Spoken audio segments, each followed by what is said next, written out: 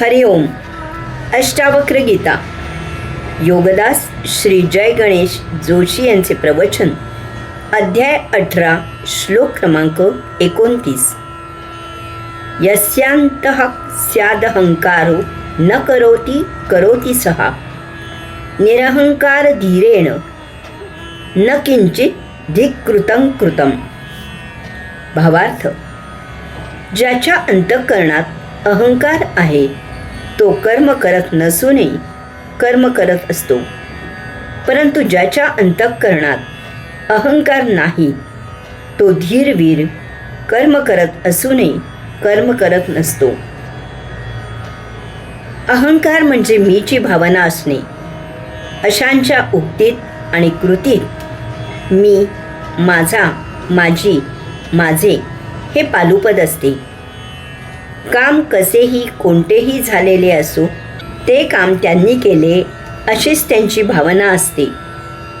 केवळ ते होते म्हणूनच ते काम झाले. ते जर नसते तर हे काम झालेच नसते अशी ते मेखी मिरवतात. त्यांनी न केलेल्या कामाचेही श्रेय ते घ्यायला पाहतात. प्रत्येक ठिकाणी त्यांना त्यांचा सहभाग हवा असतो. त्याची फोटोसह जाहिरात हवी अशी ते व्यवस्था करतात. एखादे काम बिघडले तर मात्र ते तेथून दूर राहतात. ही कला अशांना चांगली अवगत असते. हा मी भाव अहंकारातून निर्माण होतो आणि चांगला जोपासला जातो. तो जीवनाला फार घातक असतो. यामधून भोग निर्माण होतात आणि ते जन्मोजन्मी सहजासहजी न संपणाऱ्या पुनर्जन्माच्या फेऱ्यात अडकवतात. यास्तव कर्मभोग टाळण्यासाठी हा मी भाव अहंकार नष्ट केला पाहिजे.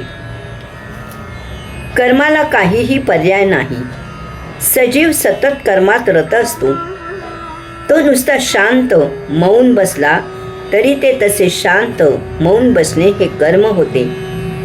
जगणे हेही कर्मच आहे. श्वसन हेहीच कर्मच आहे. कर्म केले की त्याचे भोग आपोआप तयार होतात. याला अन्य पर्याय नाही. असे हे फार दुष्ट चक्र आहे. कर्म टाळता येत नाही. आयुष्यभर कर्म होतच राहणार. कर्म होत असणे हे आपल्या जीवित असण्याचे लक्षण आहे. याचा अर्थ निष्क्रिय होऊन कर्म त्याग करून कर्मभोग टाळता येत नाही. कर्मभोग टाळण्यासाठी अन्य युक्ती योजावी लागते. त्यासाठी मी ही भावना अहंकार सोडावा लागतो.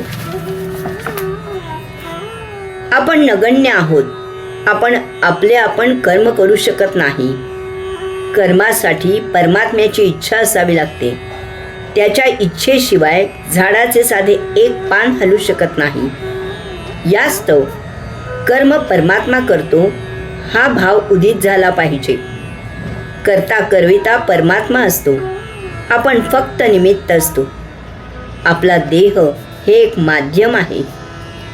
कर्माचे श्रेय घेणे थांबविले पाहिजे. म्हणजेच मी हा भाव अहंकार सोडावा लागतो. म्हणजे कर्म करू नये. त्याचे भोग आपल्याला चिकटत नाहीत. ते परमात्म्यात विलीन होतात.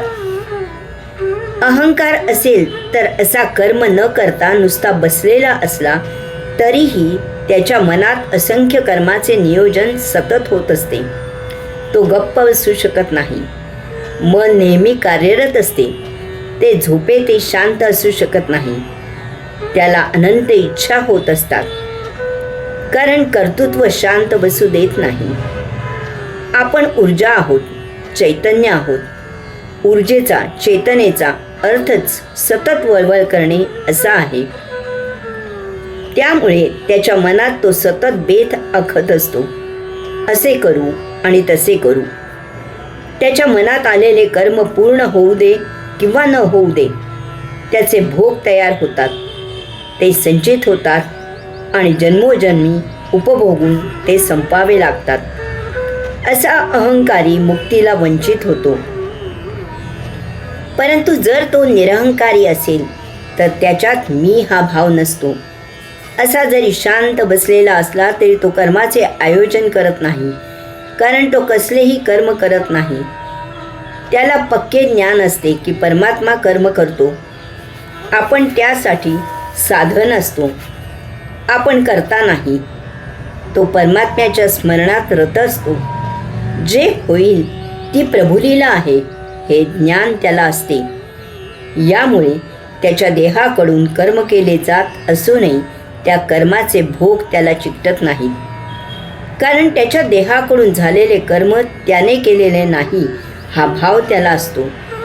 अशा प्रकारे कर्माचा त्याग न करता कर्त्याचा त्याग केला की कर्म होत असूनही भोग निर्माण होत नाहीत. अशाला मुक्तीचा मार्ग मोकळा होतो. हरिओम.